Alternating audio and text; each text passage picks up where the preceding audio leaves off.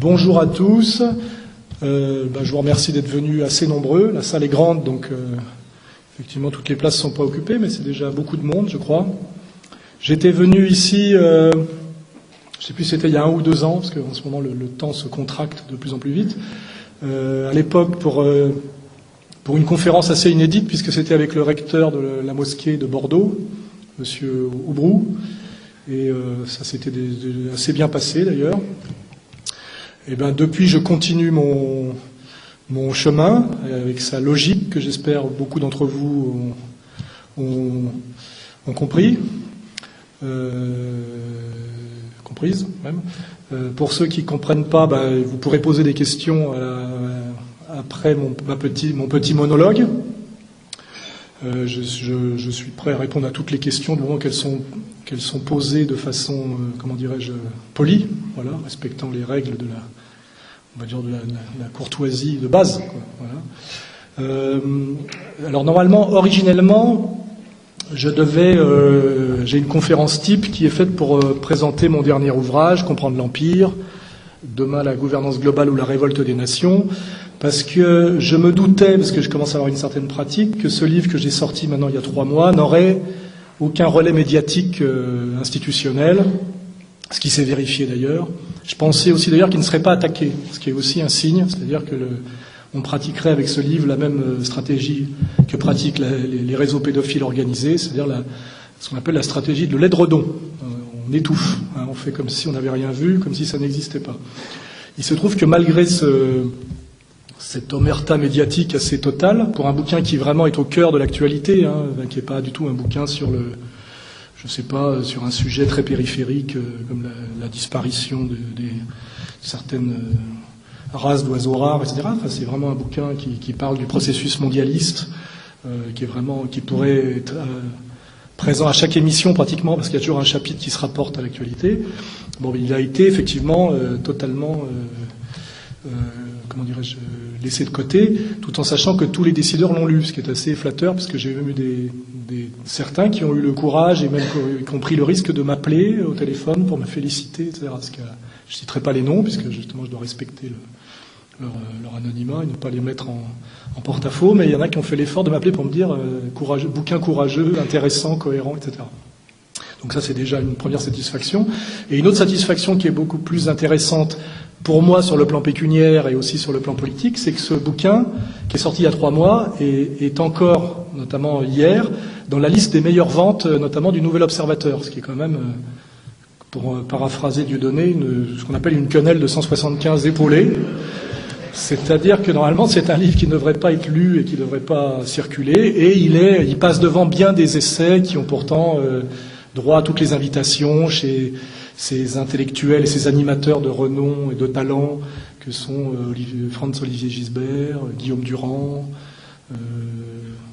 l'émission à laquelle participe Éric Zemmour, à qui j'ai envoyé le bouquin, qui m'a remercié, m'a félicité pour son contenu, mais qui ne l'a jamais cité dans aucune de ses 6 émissions.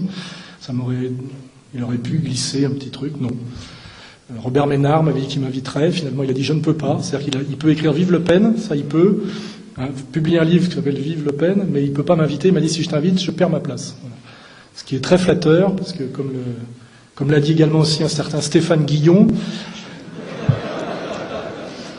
non, je ne parlerai pas de sa vie privée, effectivement, qui a déclaré au Grand Journal que c'est pas les électeurs du Front National qu'il fallait attaquer, ce n'était même pas Marine Le Pen, mais c'était les gens qui étaient derrière Marine Le Pen, et il a eu la gentillesse de me citer, moi, Alain Soral, quand j'étais quelqu'un de dangereux, et qu'il fallait donc que la République s'occupe de moi. Voilà. Donc tout ça est très flatteur, c'est-à-dire que c'est comme les effectifs de police, là, c'est quand même... je suis d'ailleurs très déçu, parce que l'année dernière, je crois que pour la même genre de conférence, nous avions une centaine d'antifas. Les antifas, vous savez ce que c'est les punks à chiens, qui souvent sont vaguement étudiants en sciences humaines, qui redoublent 3 fois la première année et qui, n'aimant pas le sport et n'ayant pas le niveau, viennent parfois empêcher des orateurs, transcourants, de venir s'exprimer. Voilà, ce qui est conforme à leur ligne antifasciste, d'ailleurs on peut brûler des livres et faire taire des intellectuels, c'est normal, c'est leur ligne. Aujourd'hui, ils ne sont pas là. Alors peut-être qu'ils nous préparent une petite attaque sournoise, je ne sais pas, mais en tout cas, d'habitude, ils sont là en nombre. Là, il y a des effectifs de police, mais il n'y a pas d'antifa. Alors peut-être que tout ça a peut-être un sens politique, c'est-à-dire que Égalité et Réconciliation, qui est l'association que j'anime, et qui est une association nationaliste transcourant et qui propose la réconciliation nationale à tous les Français, quelles que soient leurs origines, leurs confessions, en fait sur une ligne totalement conforme à ce qu'on appelle le nationalisme français, qui n'est ni le nationalisme anglais ni le nationalisme allemand. Il se trouve que cette ligne est très embarrassante pour les antifas, puisque maintenant, et ça s'est passé à Rennes récemment, pour ceux qui savent, il y avait une petite conférence organisée dans un café d'un ami à nous qui s'appelle Laurent James, qui fait des conférences sur la pensée traditionnelle. Hein, c'est pas tout à fait ma ligne, mais c'est un camarade, on le soutient. Et il devait parler dans un café, tenu par un Sri Lankais, devant des gens qui étaient venus écouter ses lectures. Et il y a eu 50 antifas qui sont venus empêcher les gens de venir l'écouter. Et il paraît que, d'après ce que je lis, 8 ou 10 garçons issus des quartiers et d'origine maghrébine les ont remis à leur place, eux qui étaient tous des blancs de la moyenne bourgeoisie. Voilà, ce qui veut dire qu'aujourd'hui, nous avons des étudiants blancs de la moyenne bourgeoisie qui essayent d'empêcher des conférenciers de s'exprimer et qui se font remettre à leur place par des jeunes Français d'origine maghrébine et de confession musulmane. Et alors c'est assez drôle de voir ces jeunes blancs de la moyenne bourgeoisie des centres-villes traités de fachos, des jeunes Français issus des quartiers. Et c'est aussi ce que Dieudonné appelle une quenelle de 175 épaulés. Et c'est assez plaisant de prendre le système à ses propres contradictions. Et c'est peut-être pour ça qu'ils ne sont pas là ce soir, parce que leur positionnement et leur attitude se rapprochent de plus en plus du grotesque. C'est-à-dire que ça devient difficile, effectivement, notamment pour leurs troupes, parce qu'ils ont je pense que les jeunes de 17-18 ans qui les rejoignent de bonne foi. Hein, ça s'appelle les idiots utiles. Lénine avait très bien théorisé ce concept politique. Je crois qu'effectivement, quand ils voient que leur boulot, c'est d'aller frapper sur des jeunes issus des quartiers, à d'Enfer-Rochereau, ça avait été sur des filles voilées et des enfants, faut se rappeler. Effectivement, et que quand ils sont mis en déroute, là, ils ont été mis en déroute, ils étaient 50, ils se sont fait mettre en déroute par 8 garçons. Et ils sont allés se réfugier au commissariat de police. Ce qui est assez drôle pour des gens qui crient par ailleurs « abat l'État policier ». Voilà, enfin, on est dans une période de ce point de vue-là assez amusante, parce que ça va être le sujet de ma conférence un peu plus sérieuse, c'est que toutes les catégories de la domination qui ont été mises en place sont en train de voler en éclats sous le poids, on va dire, de leurs contradictions, tout simplement. Et c'est pour ça que cette période est intéressante. J'aborderai pas le sujet Strauss-Kahn, qui a dû en réjouir plus d'un, où on a découvert ce que c'était qu'un candidat de gauche, dans toute sa splendeur, et là pour défendre effectivement les acquis sociaux, l'égalitarisme républicain, le mouvement ouvrier. Enfin voilà, on est dans une période vraiment comique, voilà, et c'est plutôt rassurant de voir que finalement ce qui est en train de tuer nos adversaires, malgré leur incroyable pouvoir, faut pas rêver, mais c'est le ridicule, quoi. Voilà, ça c'est pas mal. C'est pour ça que moi je préconise pas du tout l'action violente. Au contraire, c'est le piège. Je pense que, comme Dieudonné l'a bien montré, pousser l'ennemi à dévoiler ses contradictions jusqu'au ridicule et à l'obscénité, c'est le meilleur travail qu'on puisse faire. Et c'est quand même la ligne égalité-réconciliation depuis un moment. Voilà, pour ceux qui n'auraient pas compris pourquoi parfois mes prestations ne sont pas conformes à ce qu'on appelle la tradition intellectuelle, qui est une tradition faite de la bourgeoisie du XIXe siècle. Il y a des gens que mon style choque. Alors je dis déjà que mon style me dépasse, il correspond à ce que je suis, et qu'il y a aussi, un contenu politique. Voilà, ce côté atypique a un sens à mon avis. Voilà. Donc là, je vais introduire très subtilement ma conférence. L'idée, c'est d'échapper aux catégories de la domination. Alors récemment, je me suis attaqué à 2 catégories typiques de la domination, qu'on va dire bourgeoise, qui est la figure de l'artiste et la figure de l'intellectuel, au sens où l'artiste qui se revendique comme un être inspiré au-dessus du social et quelque part avec cette idée qu'il est inspiré par quelque chose de divin, qui rejoint, à mon avis, la notion d'époqué dans le néo-kantisme, pour ceux qui ont une formation philosophique, ce qui est très arrogant et qui finit toujours dans l'idée du style. Hein. Et là, ça m'a valu quelques frictions avec Marc-Édouard Nab pour bien comprendre. Voilà, je crois, moi, qu'à un moment donné, cette posture du grand écrivain, qui est typiquement une catégorie de la bourgeoisie dominante et qui maintient la domination, est une catégorie qui ne doit pas nous aveugler. Voilà. C'est la postérité qui dit si vous avez du talent. Le style, revendiquer et prétendre avoir du style est très dangereux, car en réalité, le rôle d'un écrivain est d'approcher au plus près de la vérité, donc de s'exprimer le plus justement possible et non pas de faire le malin, et qu'à un moment donné, la prétention au style devient contradictoire. En fait, ça s'appelle du maniérisme, ça s'appelle être un faiseur, et voilà. Et je veux dire, en plus, c'est la postérité, c'est la durée qui détermine si vous étiez un grand écrivain ou pas, si vous avez du style. Je ne me pose pas cette question, je m'en fous. Il est possible que beaucoup de gens écrivent mieux que moi, déjà parce qu'ils ont lu, de par leur origine de classe, beaucoup plus tôt que moi, les classiques, etc., ce qui n'est pas mon cas. Mais je prétends, moi, qu'il faut se méfier de ce genre de catégorie. Et l'autre catégorie symétrique au grand écrivain, qui renvoie cette première catégorie renvoyant à l'intuition et à l'inspiration, est la catégorie du grand intellectuel. Alors là, ça m'a valu quelques frictions récentes avec Alain de Benoît. C'est pas pour rien, j'ai des colères très organisées, en fait, très pédagogiques, qui est aussi le piège symétrique. Hein. Il y a le grand écrivain à style et le grand intellectuel à concept. Et ces gens-là, finalement, perpétuent le système de verrouillage et de domination bourgeoise, parce que finalement, l'un se croit au-dessus du social et finalement est confiné dans la catégorie esthétique. Hein. C'est-à-dire, finalement, à la fin, ça devient il est dans l'animation et le loisir, c'est-à-dire effectivement c'est agréable de lire un livre bien écrit à la plage, etc. Mais il fait plus vraiment le boulot. Je rappelle que historiquement l'écrivain est l'éveilleur de conscience de la bourgeoisie, c'est consubstantiel à la bourgeoisie, hein, l'écrivain, c'est une catégorie qui est née avec la bourgeoisie. Pour ceux qui veulent creuser cette question, je les invite à lire L'âme et les formes de Lukács et la théorie du roman.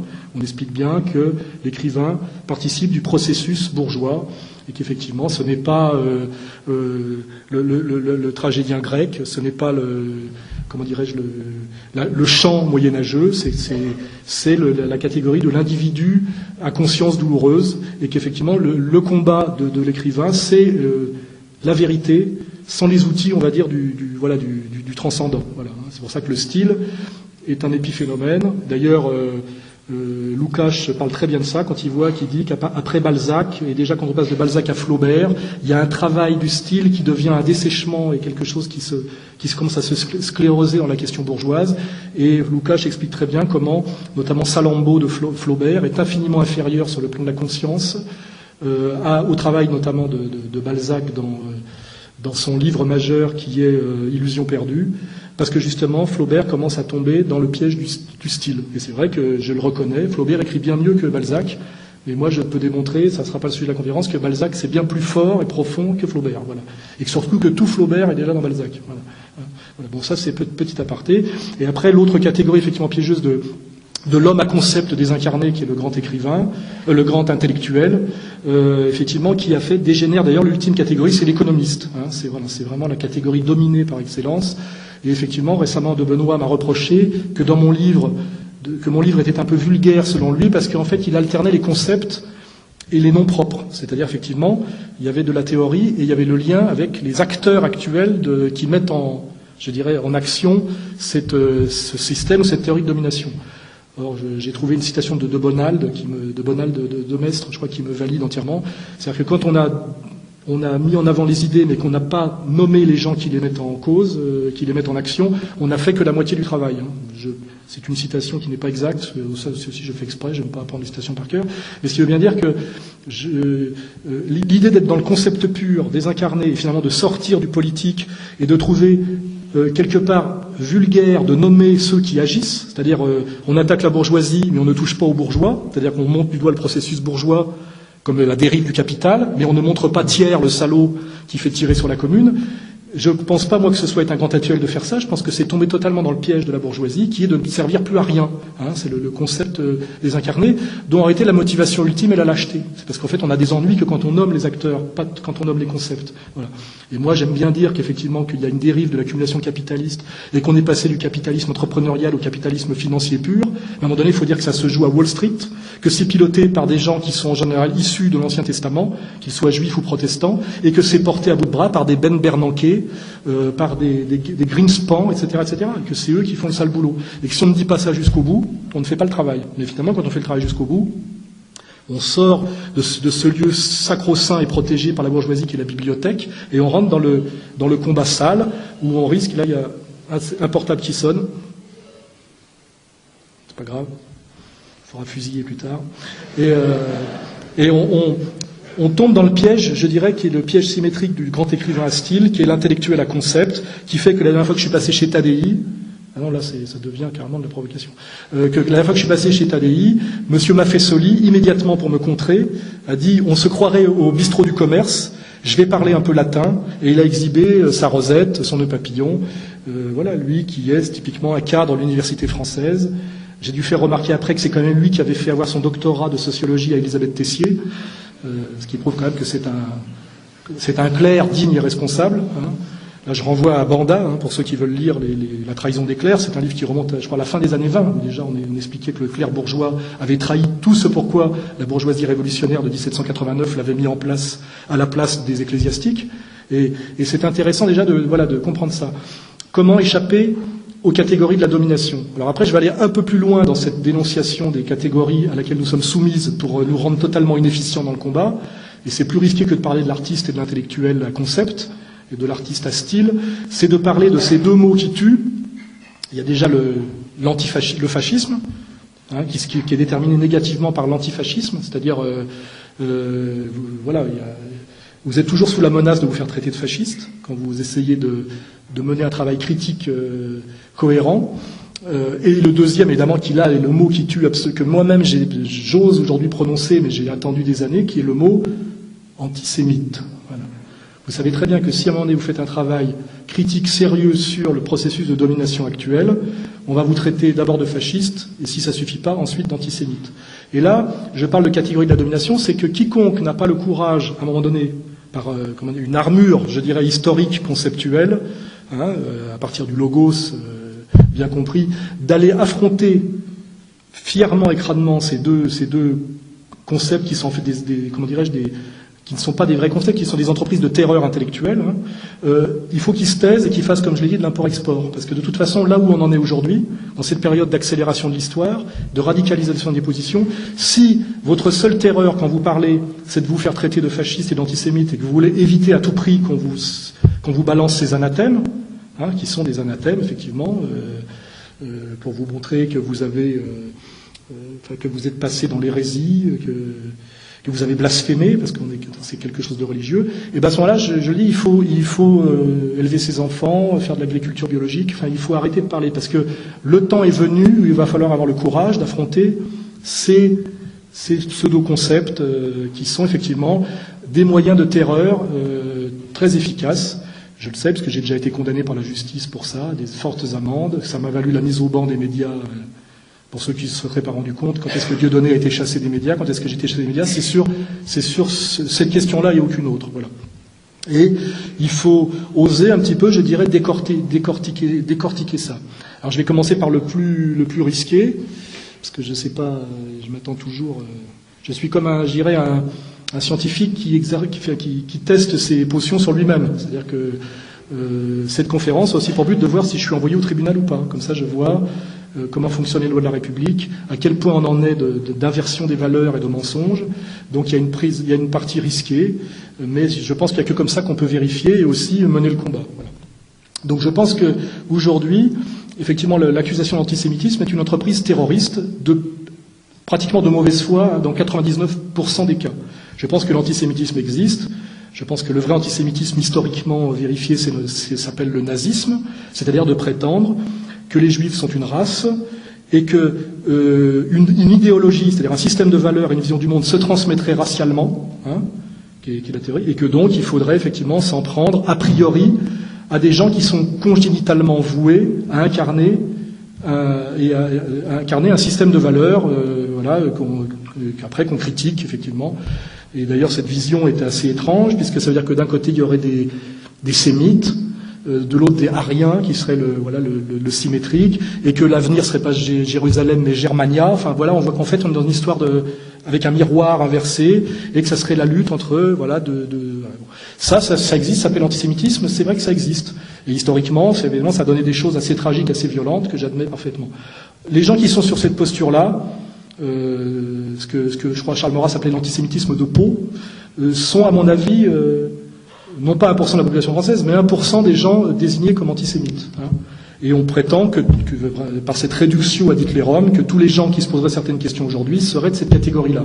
Ce qui est à mon avis un mensonge, une saloperie conceptuelle, une entreprise de terreur, qui a pour but de vous faire tomber en l'arbre à la fin, comme on avait vu une fois Besancenot devant je crois que c'était devant le grand rabbin Citruc, je crois, qui s'était mis à chialer parce qu'on avait, pour traiter de Besancenot d'antisémite, il faut être un sacré maître de la casuistique dialectique, mais bon, il avait chialé. Donc normalement, moi je sais que j'ai compris d'où était venue mon éviction des médias, c'est que quand on m'a traité un jour d'antisémite, j'aurais dû me chialer. J'ai pas réussi à chialer, je suis mauvais acteur, j'ai pas demandé pardon, je me suis excusé, j'ai dit j'ai été mal compris, j'ai essayé d'être le plus honnête possible, c'est pas ce que je voulais dire, je l'ai sans doute mal dit, je voulais citer Bernard Lazare, mais j'étais dans un café avec une caméra cachée, enfin voilà, ça faisait 2 heures que ces mecs masticotaient et m'emmerdaient.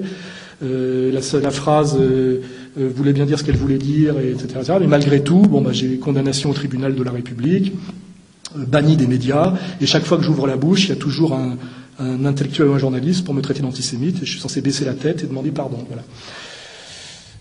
Je ne veux plus marcher dans cette combine, parce que sinon, je vous dis, je quitte le pays, je me mets à l'agriculture biologique, etc. Donc je veux mener ce combat. Voilà.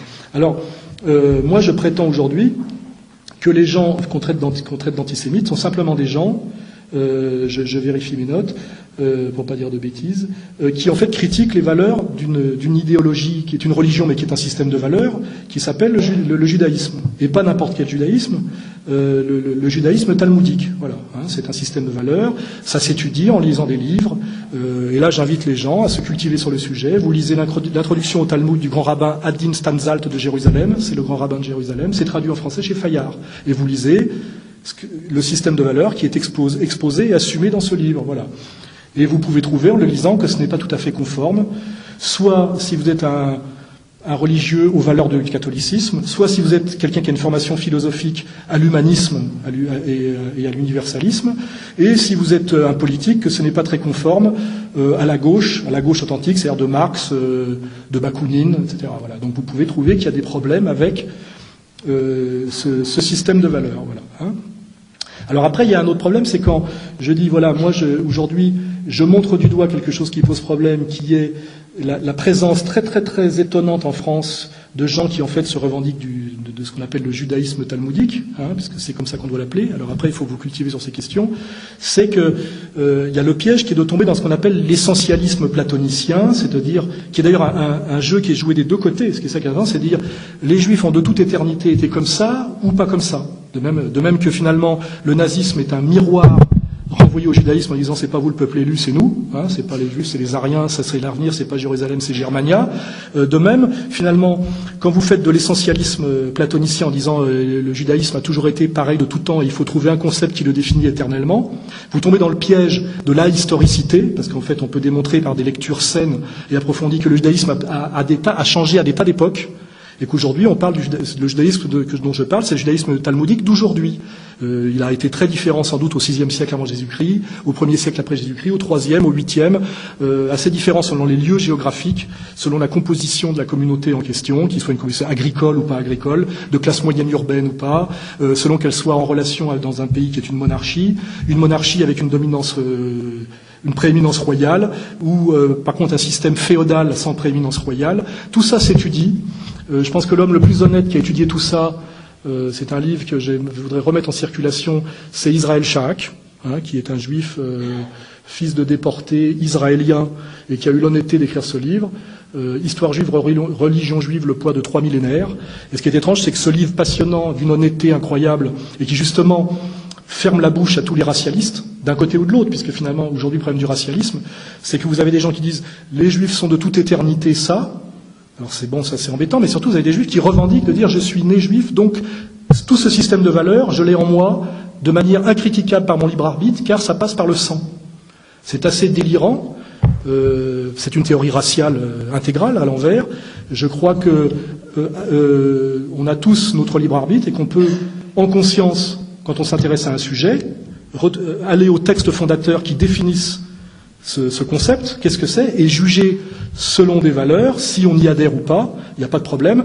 Refuser de faire ce travail s'appelle du tribalisme ou du racialisme, c'est-à-dire il n'est pas question que je critique parce que je fais partie de cette communauté, ou il n'est pas question que je critique parce que c'est ma race. Bon, à ce moment-là, il faut l'assumer.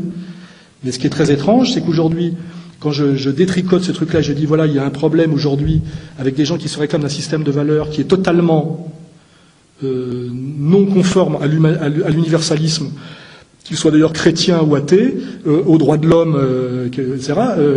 Quand je dis ça, je me fais traiter d'antisémite, alors que tout est à front renversé. Alors qu'en fait, je suis quelqu'un, si je veux aller jusqu'au bout, c'est-à-dire que je me fais traiter par quelqu'un de raciste, puisque aujourd'hui on a accolé l'antisémitisme, qui en réalité était l'antijudaïsme, soit l'antijudaïsme philosophique, soit l'antijudaïsme de gauche, soit l'antijudaïsme chrétien.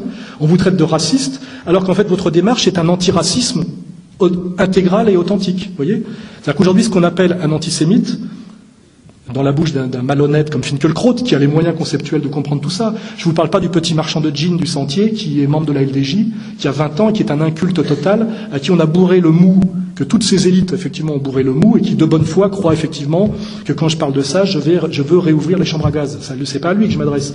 Je m'adresse aux élites de sa communauté, comme Finkielkraut, qui maîtrisent le logos, il le prétend aussi bien que moi, et c'est sans doute vrai, et qui me traitent d'antisémite, et donc de raciste, alors qu'en fait, j'essaye de pointer du doigt une dérive raciste incroyable de gens qui sont non seulement en France, mais qui sont une communauté très puissante en France et qui prétendent aujourd'hui incarner la République. C'est pas rien comme contresens. Et là, cette prise de conscience m'est venue un jour quand Bernard-Henri Lévy, cadre de cette communauté, qui revendique d'être un juif adhérent à la pensée talmudique, donc je veux dire, il n'y a aucun procès d'intention, et qui à un moment donné sort chez Arlette Chabot dans une émission sur le service public à 1 heure de grande écoute, ces synagogues qui sont le symbole de la République. Je réponds très honnêtement, les synagogues ne sont pas le symbole de la République. Et malheureusement, la liberté de culte, qui est un acquis effectivement de la République, et qui prouve qu'il peut y avoir des synagogues dans l'ère républicaine, mais c'était déjà le cas sous l'Ancien Régime, arrêtons de mentir. Effectivement, ce qui est dit ce qui est proféré dans les synagogues, c'est-à-dire le judaïsme talmudique contemporain, n'est absolument pas synonyme ou porteur des valeurs républicaines. C'est quand même assez facile à démontrer, et je le vérifierai d'ailleurs en fonction des attaques que je vais subir, qui seront soit des attaques physiques, parce qu'en général la réponse qu'on vous fait dans ces cas-là, c'est le passage à tabac, j'y ai déjà eu droit plusieurs fois, le tribunal, où là c'est le tribunal de la République qui vous condamne pour racisme, alors que vous n'avez fait que défendre les valeurs de la République, liberté, égalité, fraternité, n'est-ce pas ? Et puis après, c'est tout ce qu'on appelle la diabolisation en douce, les injures, les boycotts, etc., que je subis totalement et que Dieudonné subit totalement, qui tendent à prouver effectivement une très grande puissance communautaire en France. Alors ça serait pas grave si cette communauté était finalement portée par des leaders qui sont effectivement, soit si on prend le CRIF ou le consistoire, qui se revendiquent totalement du Talmud, et j'irai encore plus loin, du Talmud et du sionisme. Et là, on aborde la question suivante, c'est comment juge-t-on aujourd'hui qu'un Français d'origine juive, qui était le pacte républicain passé avec les gens de cette communauté, qui était, il faut se rappeler, nous ne stigmatisons pas les Juifs, nous leur tendons la main pour qu'ils rentrent dans la République, et nous ne pensons pas systématiquement qu'un Français d'origine juive est quelqu'un qui adhère à des valeurs contraires aux principes de la République. Or, cette main tendue républicaine, qui est une phrase très précise, je crois, de Clermont-Tonnerre, qui dit « tout en tant que citoyen, rien en tant que juif », c'était ça, et c'est inversé totalement aujourd'hui, où vous avez des gens qui, au nom de l'égalité républicaine, revendiquent l'inégalitarisme racialiste intégral du judaïsme talmudique en France, et prétendent vous envoyer en prison quand vous faites remarquer que ce n'est pas tout à fait ça le pacte républicain. Or, la réalité est de plus en plus éclatante devant nos yeux. Nous avons des élites juives qu'on appelle la communauté organisée, c'est-à-dire le CRIF et le consistoire, qui, on le sait, représentent qu'un juif sur 6. Donc là, j'admets bien que 5 juifs sur 6 sont absolument pas pris dans cet amalgame, et que d'ailleurs toute l'histoire juive, quand on l'étudie dans le bouquin de M. Charac, sont des gens qui n'ont rien demandé, à qui on oblige d'obéir à une loi, souvent d'ailleurs par la force. Voilà. Donc je n'incrimine personne de façon générale. Je dis simplement qu'il y a des élites qui prétendent représenter une communauté et qui l'incarnent, qui se revendiquent à la fois d'un texte fondateur qui est le judaïsme talmudique, qui est en fait la Torah éclairée par le Talmud, puisque c'est le Talmud qui dit ce que la Torah veut dire, c'est-à-dire que la Bible telle que la conçoivent les Juifs ne peut se comprendre que parce qu'on s'en dit le Talmud, et elle ne l'interprète pas comme nous le faisons nous catholiques et comme le font les protestants. Donc ça, ce sont il faut travailler sur la théologie. Et, comment dirais-je, empiriquement, cette vision du monde se vérifie par le sionisme comme processus historique, réel, comme attitude politique, et se vérifie par le soutien assez inconditionnel de ces communautés organisées à l'Israël. Et quand je dis c'est pas l'Israël du choc incroyable des violences hitlériennes, mais l'Israël d'aujourd'hui, qui est un État objectivement théocratique et militaire, qui revendique ouvertement une inégalité raciale entre juifs et non-juifs, notamment avec les Palestiniens, des persécutions, notamment sur les femmes et les enfants, on l'a vu dans Plomb durci, au nom des valeurs explicites du Talmud, qui décrètent bien effectivement que ne sont des humains que les juifs et que les non-juifs ne sont pas des êtres humains. C'est écrit en noir sur blanc. Donc à un moment donné, je pose la question très sereinement aux gens qui se revendiquent du judaïsme, est-ce qu'ils connaissent bien ce dont ils parlent? Est-ce qu'ils valident cette vision du monde? Et s'ils la valident, je déclare, moi, en tant que Français, chrétien et républicain, qu'ils contreviennent à toutes les valeurs de mon pays et de ma civilisation, qui sont les valeurs chrétiennes et les valeurs, je dirais, républicaines, ce que j'appelle les valeurs helléno-chrétiennes. Voilà. Et récemment, j'ai mis sur le site Égalité et Réconciliation un extrait très court d'une conférence à usage interne de monsieur Attali, qui dit explicitement, c'est pas parce qu'on fait des enfants qu'on fait des êtres humains. Il y a des gens qui font 7 enfants, c'est pas pour ça que ce sont 7 êtres humains. Et quand je dis être humain, je veux dire juif. Et qui dit bien, pour moi, il n'est juif, il n'est d'être humain que les juifs. Monsieur Attali n'est pas un extrémiste religieux qui vit dans un autre pays. Il prétend être un maître à penser en France. Il est omniprésent dans les médias. Et j'aimerais à un moment donné qu'il réponde à cette question. Est-ce que j'ai bien compris à quel système de valeurs il adhère? Et est-ce que, face à un tribunal, c'est moi qui mérite d'être condamné pour des propos racistes et qui contreviennent à toutes les valeurs de la République, ou c'est lui? Voilà. Et si à un moment donné c'est moi qui vais en prison, ça simplement démontrera, non pas par le sacrifice, mais je dirais par l'héroïsme bien compris, qu'effectivement tout notre système de valeurs républicain a été inversé de fond en comble par des manipulations et des glissements progressifs. Et j'invite d'ailleurs les membres de la communauté juive honnête, puisque je pense que il y a beaucoup de gens qui sont ce que Israël Shamir appelle des juifs sur les bords, c'est-à-dire qu'ils sont nés dans cette communauté, comme moi je suis né catholique, je suis pas allé voir exactement toutes les exactions qui ont été commises au nom du Christ, et je ne les valide pas toutes parce que j'en ignore sans doute le principal, et ça c'est sans doute pour mes amis musulmans, est-ce qu'ils sont musulmans, est-ce qu'ils cautionnent ce qui se passe en Arabie Saoudite ou au Yémen, etc. Non, ils en savent rien, et je leur demande pas de compte. Mais à un moment donné, je leur dis, il y a des choses qui posent problème. Est-ce que vous pouvez aller voir si réellement c'est ça que vous validez? Et si la personne me dit oui, c'est ça que je valide, en conscience, je dis bon d'accord, tu te décrètes donc comme ennemi de la République, ennemi des droits de l'homme, ennemi de l'humanisme, etc. Alors pourquoi aujourd'hui il me semble possible de parler de tout ça? Parce qu'il y a une jurisprudence qui s'est mise en place progressivement, qui est la jurisprudence anti-musulmane. Il me semble que la République française a validé par des procès dont les gens sont sortis vainqueurs, qu'on avait le droit de critiquer l'islam, puisque c'est une religion, et que nous avons le droit, en France, qui est une république qui a décrété institutionnellement et constitutionnellement la séparation des églises et de l'État, nous avons le droit de critiquer les religions. Or, moi, quand je critique le judaïsme, je critique une religion, et je critique d'ailleurs le judaïsme actuel, qui est le judaïsme talmudique, tel qu'il est aujourd'hui compris et professé, notamment dans le pays qui incarne cette puissance et cette vision, qui est Israël. C'est-à-dire que je demande des comptes sur le plan républicain au grand rabbin Adin Stanzalt de Jérusalem et au grand rabbin Bernheim, qui est le grand rabbin de France. Et savoir si, effectivement, ce qu'il y a dans le Talmud, ce qu'il y a dans le livre des Égarés de Maïmonide, effectivement, il le valide et lui pose la question, si en son âme et conscience, il trouve que c'est conforme aux valeurs de la République et aux valeurs de l'humanisme et aux droits de l'homme. Et là, je dis que c'est d'autant plus obscène qu'on se rend compte aujourd'hui qu'étrangement, les gens qui nous donnent des leçons de droits de l'homme aujourd'hui en France et qui contrôlent finalement l'organisation droits de l'hommiste à travers les associations antiracistes, etc., sont très souvent issus de cette communauté et le revendiquent d'ailleurs. C'est-à-dire qu'aujourd'hui, nous nous faisons donner des leçons d'égalitarisme républicain et de droits de l'homme par des gens qui pratiquement explicitement et ouvertement adhèrent à un système de valeurs qui contrevient à tous les principes et à tous les fondamentaux de la République et des droits de l'homme. Voilà. Donc je pose cette question parce qu'elle est radicale et je la pose. Combien de temps cette obscénité va-t-elle durer encore? Qui mérite d'aller en prison de mois ou deux? Est-ce qu'on aura le courage, si c'est moi qui dois aller en prison, d'abolir la République et de nous dire en fait qu'on a juste aboli la puissance catholique et que la séparation des églises et de l'État n'était pas tout à fait ce qu'on nous a expliqué. C'était plutôt remplacer la prééminence d'une église par une autre, mais à ce moment-là qu'elle dise son nom et qu'elle affiche ouvertement son pouvoir au nom de ses valeurs. Voilà, je pose ces questions. Ça me paraît assez radical. Voilà. Et j'incite les gens non pas à s'énerver, mais à lire et à s'instruire. Voilà.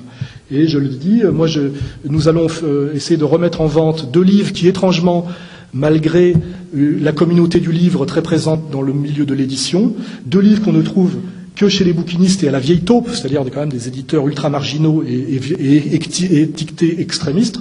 Il y a 2 livres que j'invite à lire, qui est L'antisémitisme, son histoire et ses causes de Bernard Lazare. Bernard Lazare étant un héros de la communauté, premier défenseur de Dreyfus, premier compagnon du mouvement sioniste, mort à 36-37 ans, et dont il existe des centres Bernard Lazare, même à Paris, c'est-à-dire que c'est quelqu'un qui est considéré comme un héros de sa communauté. Il faut lire le livre qu'il a écrit qui s'appelle L'antisémitisme, son histoire et ses causes, qui est un livre très intéressant, très honnête. Et le deuxième livre que j'invite à lire, c'est le livre d'Israël Sharak, Histoire juive, religion juive, le poids de 3 millénaires, où il essaie de décrypter et de comprendre tout ce dont je vous parle en ce moment. Voilà. Voilà. Donc c'est quand on comprend ces soubassements, je dirais, à la fois politiques, philosophiques et voire même épistémologiques, qu'on comprend mes fâcheries récentes, notamment, parce qu'il faut toujours aller de la théorie à la pratique, avec les antisionistes belges. Voilà.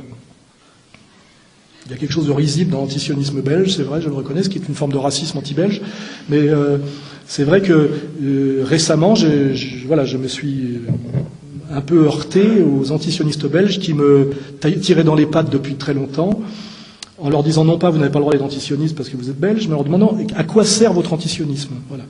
Et pour ça, c'est pareil, il faut faire un travail. L'antisionisme belge de M. Bricmont et M. Collomb est entièrement validé et assis sur la légitimité Chomsky. Voilà.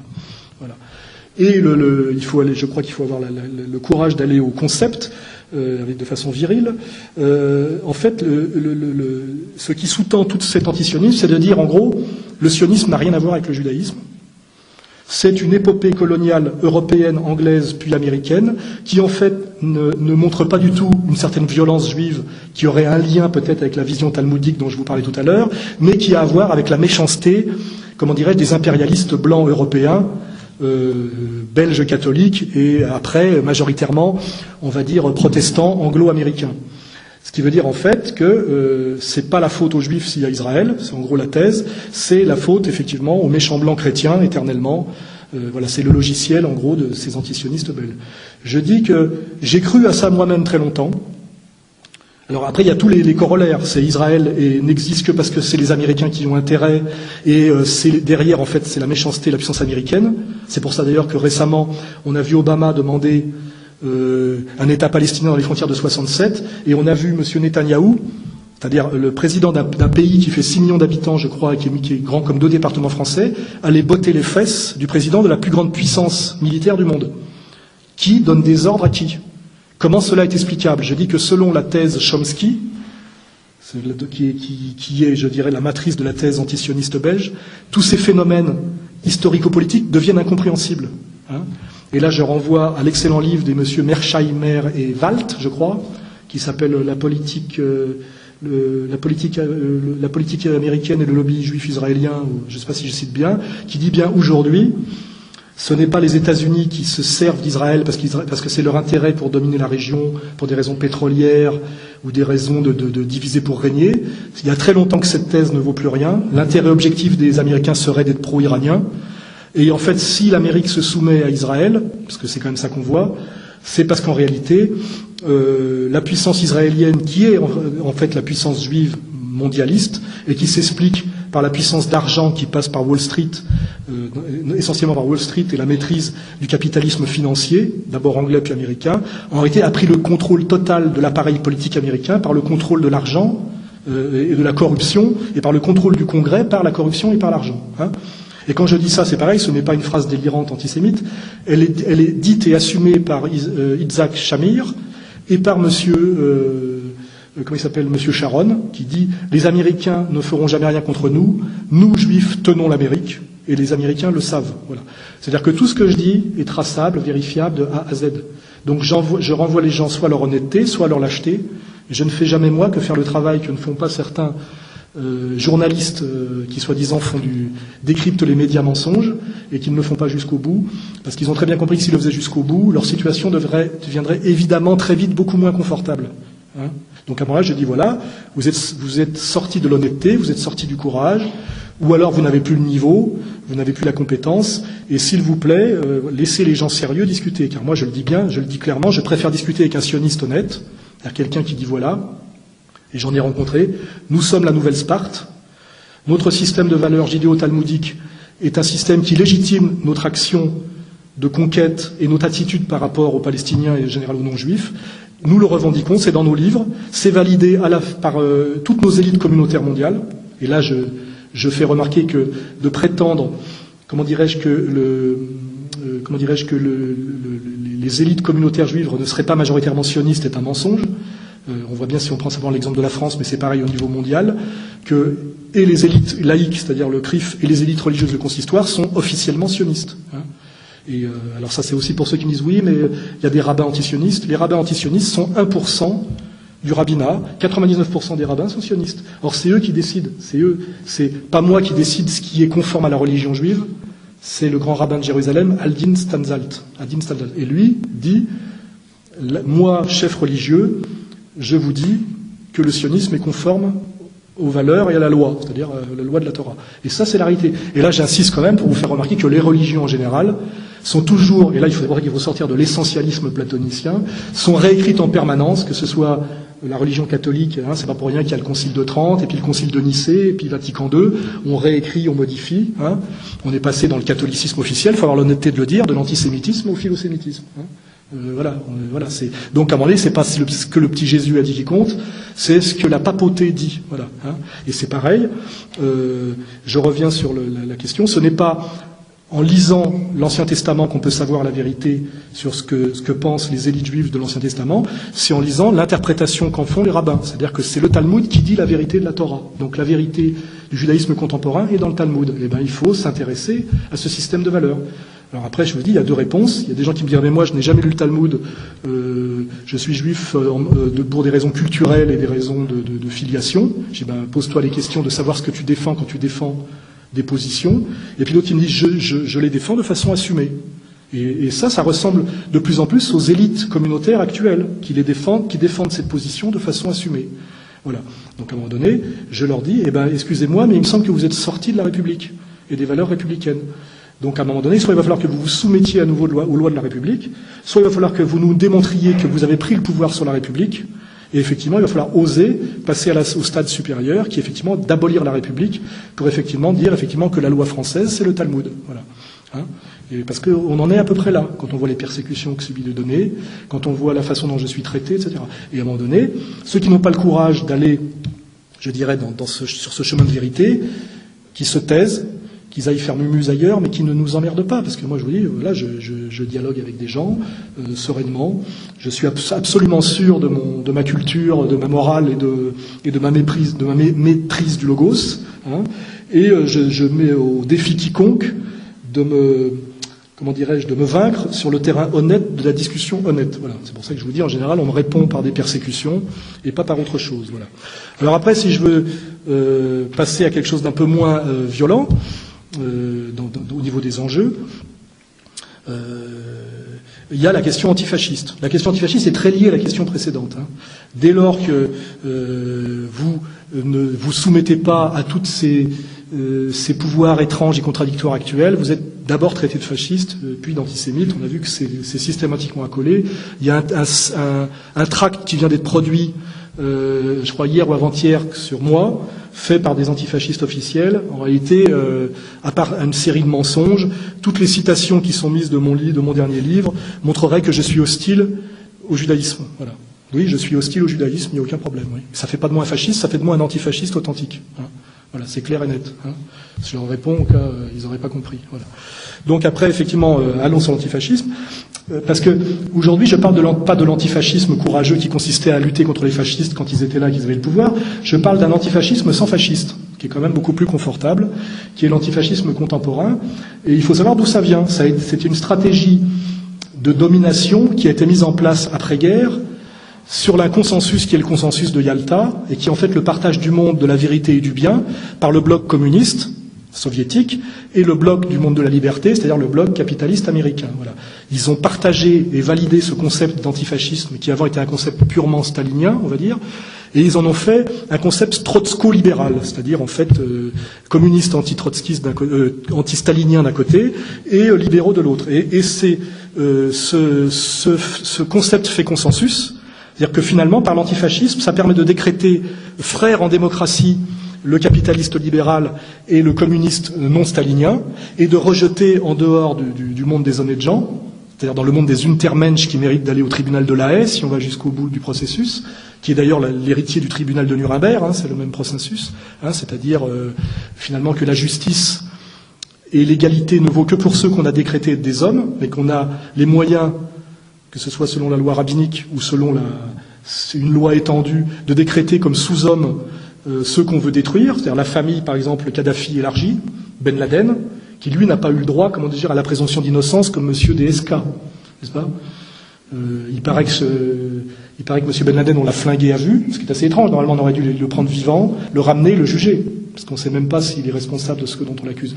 Et ça n'a gêné personne. Et la famille Kadhafi, en ce moment, pour ceux qui connaissent ce qui se passe, ils sont en train d'assassiner toute sa fratrie, tout son clan, petits-enfants, cousins, etc., par des attaques ciblées d'hélicoptères, et ça ne gêne pas les mêmes qui se trouvent scandaleux que M. Strauss-Kahn, après, sous prétexte qu'il a, comment on dit, troussé la bonne, pour reciter Jean-François Kahn, un homme de gauche, comme chacun sait, catholique, de surcroît, voilà, que c'est quand même scandaleux que le type se retrouve arrêté par la police parce qu'il aurait troussé la bonne, c'est-à-dire je crois, d'après ce que j'ai compris, lu, et qu'il vérifiera, il s'est fait faire une fellation de force par la femme de chambre.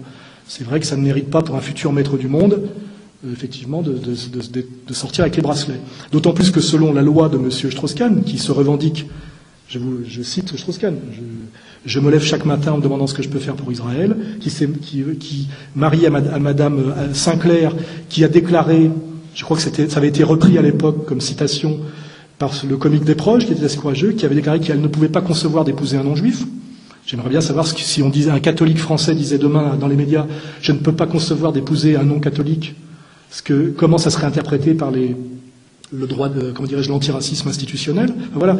Je fais remarquer, moi, que selon la loi talmudique bien comprise, je vais me faire un petit plaisir peut-être de citer le plus grand penseur du Talmud, je crois que je l'avais mis quelque part, Monsieur Maïmonide, qui est le maître à penser, qui est au Talmud, ce que Moïse est à la Torah, voilà, et qui écrit, et que j'ai connu des gens, moi, que j'ai fréquentés, qui avaient dans leur bibliothèque les œuvres complètes de Maïmonide, c'est-à-dire qu'il faudrait savoir s'ils valident ce qu'il y a dedans, si c'est pour faire joli, s'ils ont le livre.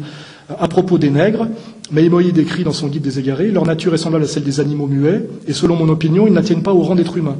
Parmi les choses existantes, ils sont inférieurs à l'homme, mais supérieurs au singe, car ils possèdent dans une plus grande mesure que le singe l'image et la ressemblance de l'homme. Voilà, c'est ce que dit. Voilà. Donc, selon Maïmonide, qui est le grand maître du talmudisme, les Noirs ne sont pas des hommes, hein, au sens. Voilà. Je vous rappelle que M. Attali nous a expliqué que seuls les Juifs étaient des hommes. Voilà. Voilà. Et après, je regarde mariage et relations sexuelles. Voilà. Selon Maïmonide, toute femme non juive est considérée comme non purifiée de ses menstrues, esclave païenne et prostituée. Voilà. Par conversion, elle perd les 3 premiers marques, mais reste toujours prostituée pour le restant de ses jours. Voilà. Je vous lis pas tout. Selon ce qui est écrit, la femme de ton prochain et non la femme de l'étranger. Un homme restera fidèle à sa femme, qui s'applique. Il n'y a pas de mariage valide. Alors, je sais sur le passage.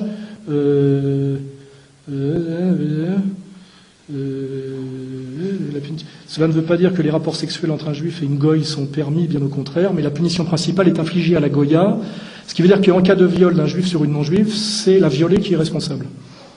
C'est écrit, je ne plaisante pas, c'est écrit, c'est la loi du Talmud. Ce qui veut dire que ça éclaire quand même certains sujets actuellement. C'est-à-dire que selon la loi de M. Strauss-Kahn, il n'a commis aucune faute. J'aimerais qu'on me dise que j'ai mal interprété, que j'ai mal compris et que j'ai abusé du sens. Je n'ai fait que mettre bout à bout des choses qui sont devant nous comme un pulse, voilà. Et j'aimerais savoir si ces gens-là, je parle d'Attali, je parle de Bernard-Henri Lévy, qui fait l'apologie du judaïsme talmudique intégralement, osent, comment dirais-je, affirmer en pleine lumière, effectivement, que pour eux, parce qu'on voit qu'il y a une incroyable solidarité tribale aujourd'hui, face, comment dirais-je, à la mise en accusation de Strauss-Kahn. Et on avait vu la même chose d'ailleurs avec Polanski. C'est quand même bizarre, on se dit comment ça se fait que c'est les gens de cette communauté, pas tous, mais ceux-là qui réclament d'un sionisme inconditionnel et du judaïsme talmudique contemporain, qui est le système de valeurs d'Israël, il faut le savoir. Hein.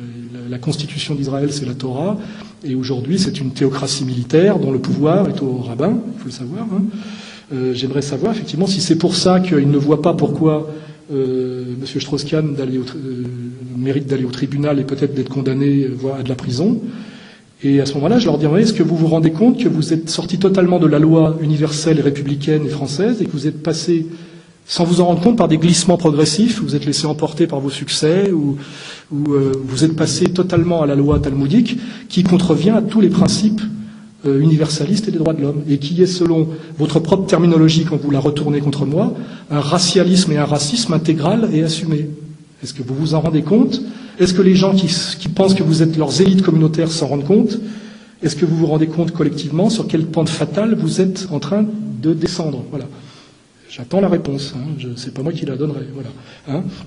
Donc nous avons effectivement ces deux anathèmes articulés, l'antisémitisme et l'antifascisme. Et bon, pour revenir sur l'antifascisme qui est plus léger, et donc décrété fasciste aujourd'hui, finalement quiconque refuse de valider cette espèce de tartufferie aujourd'hui de l'opposition gauche-droite, c'est-à-dire que si vous dites le libéralisme bourgeois qui aujourd'hui est totalement incarné par la dérive financière de Wall Street, si vous dites cette dérive ne m'intéresse pas, et que si de l'autre côté vous ne validez pas non plus la vision trotskiste de Besancenot, qui est à dire la destruction des nations et des frontières, qui est en fait le masque humaniste du capitalisme financier bien compris, puisque ces deux systèmes de valeurs additionnés, l'un qui est une mécanique économique, l'autre qui est une espèce d'idéalisme pour étudiants BA, amène finalement à la libre circulation intégrale des capitaux, des marchandises et des travailleurs dans l'intérêt bien compris du profit. Voilà. À un moment donné, si vous refusez cette mascarade gauche-droite, et là je vais encore refaire un petit glissement sur DSK, on sait maintenant que cette opposition gauche-droite est une mascarade intégrale, puisqu'on voit que DSK, qui était le candidat de la gauche, pour succéder à M. Sarkozy, qui était censé être le candidat de la droite, est issu de la même communauté que lui. Alors Strauss-Kahn, c'est encore pire. Il se revendique sioniste intégral. Il dit que son projet, c'est d'aider par tous les moyens Israël. C'est-à-dire que, évidemment, il veut être élu président de la République française. Enfin, il voulait, pas pour aider la France, mais pour aider Israël. C'est des déclarations qu'il a faites que vous pouvez trouver.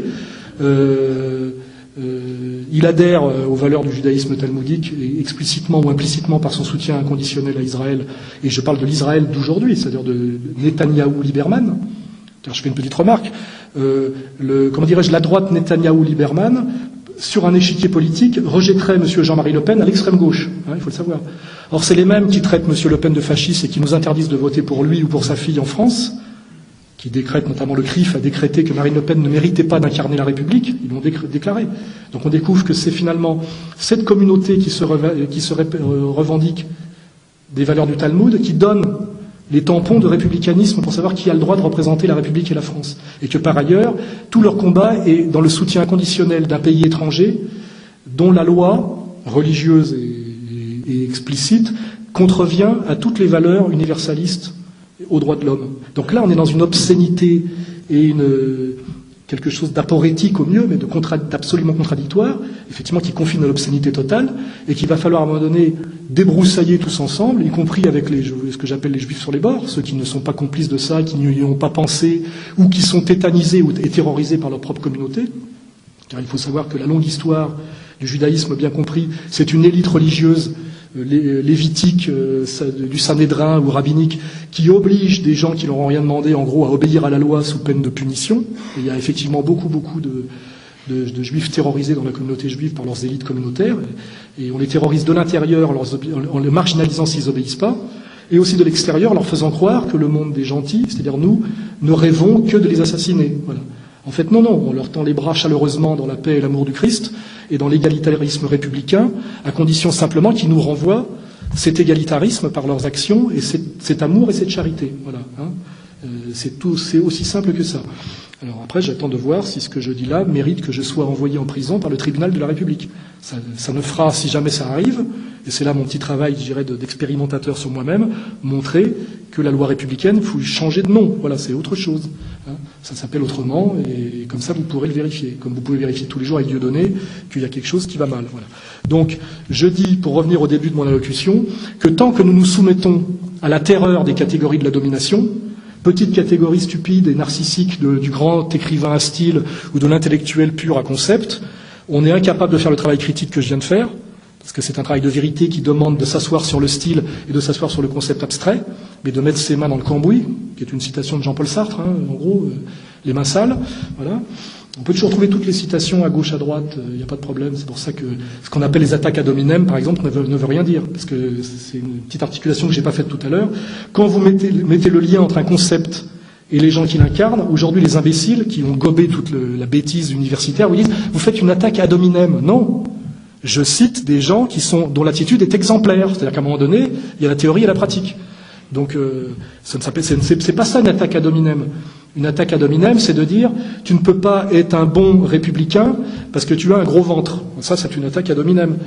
Mais de dire Monsieur Bernanke est un gros salopard parce que, en tant que président de la Réserve fédérale américaine, c'est un ennemi du peuple américain et un ennemi de l'humanité, ça, c'est pas une attaque ad hominem. C'est nommer un responsable et un acteur majeur d'une entreprise collective, vous voyez, qui œuvre pour le mal. Voilà.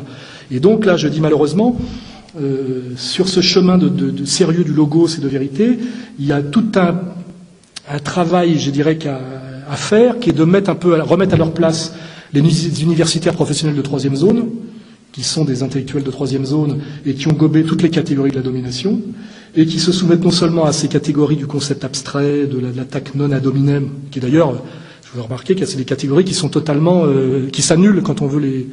Vous voyez, pour DSK, on a parlé de théorie du complot. C'est marrant, c'est que vous êtes toujours ridicule quand vous prétendez qu'il y a des choses qui se passent de l'ordre d'organisation, mais dès que ça se retourne, c'est théorie du complot. C'est-à-dire que le 11 septembre, c'est pas la théorie du complot, c'est ridicule, mais DSK qui se fait arrêter parce qu'effectivement il s'est fait choper en essayant de violer la bonne, là, ça ne peut s'expliquer que par la théorie du complot. Donc c'est marrant comme quoi tout est toujours la malhonnêteté totale de nos maîtres du logos, qui en réalité pratiquent ce qu'on appelle la casuistique dialectique, dont le terme populaire est le pile-poule, est tellement ridicule et tellement obscène que je vois pas comment ils pourraient m'arrêter sur mon chemin de vérité, à part en me faisant la peau, finalement. Parce que tellement, ils ne font pas le poids. C'est-à-dire que tellement, ce sont des tout petits joueurs, c'est-à-dire qu'à force de boxer dans des combats truqués, finalement, ils sont des très très très peu performants si on les met face. Exactement comme quand on met un comique merdeux de rire et chanson face à Dieudonné, plus personne n'a envie de rire, tellement on voit que Dieudonné est 100 fois plus drôle. Et c'est pareil un peu. Je mets au défi Bernard-Henri Lévy de venir m'affronter dans dans un vrai combat rhétorique. Voilà. Ou Finkielkraut, que certains même de gens du mouvement national ou des souverainistes prennent pour un intellectuel réactionnaire de premier plan. Quelle escroquerie, je veux dire, zéro, pot de balle, quoi, voilà. Et voilà, je les défie, effectivement, je les défie sur tous ces terrains-là. Voilà. Et je vous le dis, aujourd'hui, si nous voulons mener un combat de vérité, un combat pour la démocratie authentique, un combat pour la République authentique, un combat d'émancipation, que ce soit selon les valeurs chrétiennes de la charité, c'est-à-dire authentiquement catholiques, sont les valeurs authentiquement philosophiques des lois universelles du logos, c'est-à-dire les lois de la logique d'Aristote, ou selon les lois même de la gauche authentique, c'est-à-dire que Marx imposait, qui sont les lois des rapports de classe et de la lutte des classes, parce que là je démontrerai que si on veut se servir de l'outil marxiste, il y a une violente lutte des classes à l'intérieur de la communauté juive, et il est évident qu'il y a des antagonismes de classe, et que l'intérêt de Bernard-Henri Lévy et l'action qu'il mène n'est absolument pas en faveur, je dirais, des juifs pauvres qui vivent au contact notamment des Français pauvres et de la population immigrée française, souvent de confession musulmane. Je pense que le pire danger que fait courir aux juifs du 93 ou du 19e ou du 20e arrondissement, c'est pas moi, c'est Bernard-Henri Lévy qui le fait. Je pense aujourd'hui que l'attitude ultra-sioniste, ultra-méprisante et ultra-talmudique des élites juives d'argent françaises, communautaires et sionistes, est un vrai antagonisme de classe masqué par du tribalisme et de l'enfumage talmudique par rapport aux intérêts objectifs de la communauté juive moyenne. C'est ce que je veux dire. Je veux dire que si je veux aller encore plus loin dans l'explicitation, je pense que le plus grand fournisseur d'antisémitisme aujourd'hui en France sont les élites juives communautaires. Bernard-Henri Lévy produit tous les jours de l'antisémitisme, voilà, et qu'il met en danger ce qu'il croit être ses corréligionnaires, en fait, dans lequel il se retrouve en antagonisme total. Et je pense il serait temps, puisque Karl Marx nous a apporté aux chrétiens issus de la monarchie catholique, finalement une lecture de classe, c'est-à-dire qu'effectivement, en dehors d'une certaine solidarité nationale et d'un certain sentiment d'appartenance, il y avait des antagonismes de classe qu'il fallait identifier entre notamment, par exemple, une bourgeoisie et un prolétariat. Il serait temps que cette lecture de classe s'applique à l'intérieur de la communauté juive, et ce qui n'est pas du tout le cas aujourd'hui, parce que la solidarité tribale empêche la conscience de classe, et qu'aujourd'hui, je dis, les pires ennemis de la communauté, parce qu'elle existe, ce n'est pas moi. Ce sont, à mon avis, la grande bourgeoisie communautaire, sioniste ultra, incroyablement arrogante, incroyablement ouvertement anti-française, anti-populaire et anti-gauche, quoi, je veux dire, et qui effectivement, par un amalgame dont ils sont les responsables et par ce processus, je dirais, anthropologique qui est l'essentialisme platonicien, on a tendance à dire, puisque les élites communautaires sont comme ça, tous les juifs sont comme ça, ce qui n'est pas le cas, on a ces tensions qui montent de plus en plus visibles, puisqu'après Dieudonné, qui était un antiraciste, qui avait lutté contre le Front National, il s'est violemment retourné contre la communauté organisée. Nous avons récemment Galliano, homosexuel de la haute couture, qui a fait des déclarations fracassantes, et récemment Lars von Trier, c'est-à-dire un cinéaste d'avant-garde danois. Je dis que tout ça fait sens, ce sont des marqueurs d'une colère qui monte et d'une prise de conscience, et je le dis clairement, notamment que parce que les exactions d'Israël, et en comprenant progressivement que les exactions d'Israël ne sont jamais que l'application politique des valeurs du Talmud, il y a des gens qui, ayant un cerveau qui fonctionne et parfois un peu de courage, remontent du sionisme à la pensée juive talmudique contemporaine et se rendent compte que le problème, finalement, Israël n'est pas la cause, mais est l'effet de cette pensée juive dominante. Et je fais remarquer que finalement les antisionistes de gauche et les sionistes de gauche d'ailleurs, et les antisionistes belges, sous le haut commandement du charlatan en chef qui est monsieur Chomsky, ont pour travail objectif d'empêcher que cette jonction entre Israël et judaïsme se fasse, et qu'ils sont en réalité les derniers protecteurs, par leurs mensonges, effectivement, de cette causalité bien comprise. Effectivement, le sionisme n'est qu'un épiphénomène et une conséquence d'une remontée incroyable de la violence et de l'arrogance judéo-talmudique dans nos élites occidentales. Et à la limite, aller envoyer des jeunes se faire écraser par des caterpillars en Israël ne sert à rien. C'est aussi stupide et malhonnête que les syndicats qui envoient des pauvres défiler devant des pauvres pour les retraites, alors que tout est déjà joué d'avance, et que le pouvoir d'Israël se situe à deux endroits. Il se situe à Wall Street, c'est-à-dire dans cette finance apatride, mondialiste, anti-entrepreneuriale et aujourd'hui d'ailleurs qui devient quasiment anti-protestante, et dans cette puissance de l'argent, que j'appelle la banque, et qui permet effectivement d'accomplir historiquement les valeurs du Talmud, et la vitrine de cette arrogance, comme un milliardaire s'achète une équipe de football, c'est Israël. Je dis qu'Israël n'est jamais que l'équipe de football de l'arrogance, de la haute finance talmudique, juive, mondiale. Voilà. Et si on ne comprend pas ça comme ça, on ment, on n'a rien dit, on envoie des gens au casse-pipe pour rien. Quelque part, on se trompe d'adversaire, parce que j'ai plus de respect pour ceux qui combattent pour Israël que pour ceux qui font semblant de les critiquer ou qui empêchent qu'on critique intelligemment ce processus global qui est une dégénérescence, à mon avis, de la conscience et de l'humanisme. Et je dis que finalement, le dernier verrou qui empêche la compréhension de ce phénomène global, c'est finalement l'antisionisme Chomsky et l'antisionisme belge. Donc je dis à ces gens, soit vous ne comprenez pas ce que vous faites, soit vous le comprenez très bien, et c'est pour ça qu'on vous laisse ce fromage, sans jamais vous inquiéter. Car je fais remarquer que moi, je rencontre des difficultés terribles, et je me rends compte que des Michel Collomb ou des Bricmont ne rencontrent pas le même genre de problème que moi. C'est que finalement, leur antisionisme n'est pas du tout jugé dangereux pour le sionisme réel. Voilà.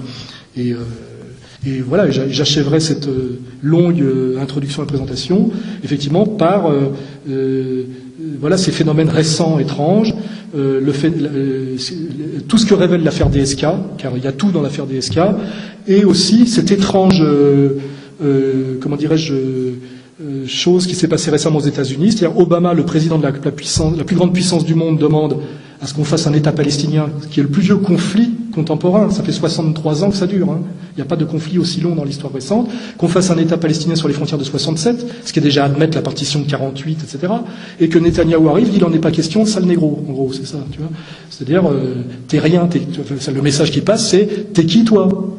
Tu vois, qui a le pouvoir de Obama ou de Netanyahou? Et qu'on ose, que Michel Collomb ose faire ce travail de décryptage, qu'il en ait le courage. Ou sinon qu'il arrête, comme je le dis, de me traiter en chien crevé, et finalement de me traiter, parce que c'est ce qu'il fait, d'antisémite et de fasciste. Je dis, cette mascarade a assez duré. Je pense que moi, je lutte authentiquement contre le fascisme, le vrai fascisme, le fascisme contemporain, celui que M. Strauss-Kahn était chargé de mettre en place en France demain s'il avait été élu via la logique du FMI, voilà. Et ce fascisme bancaire qui se met en place partout en Europe actuellement et qui fait se lever les peuples de colère par leur souffrance sociale réelle. Hier, ça a commencé hier en Grèce, lieu hautement symbolique. En Espagne aujourd'hui, peut-être sans doute en Irlande demain, en France après-demain. Voilà. Et vous verrez que tout ça s'articule et que tout ça est assez cohérent, que ça fait sens et que ça ne fait de moi, au sens bien compris, ni un fasciste ni un antisémite, au contraire, mais quelqu'un qui est le président d'une association qui s'appelle Égalité et Réconciliation et qui dit gauche du travail, droite des valeurs, pour une réconciliation nationale. Voilà. Maintenant, j'attends sur ce terrain, et M. Collomb et Bricmont à gauche, et M. BHL et Finkielkraut à droite. Je les attends sur le terrain de la lutte la lutte honnête par le verbe et le sens. Voilà. Merci à vous, j'attends vos questions.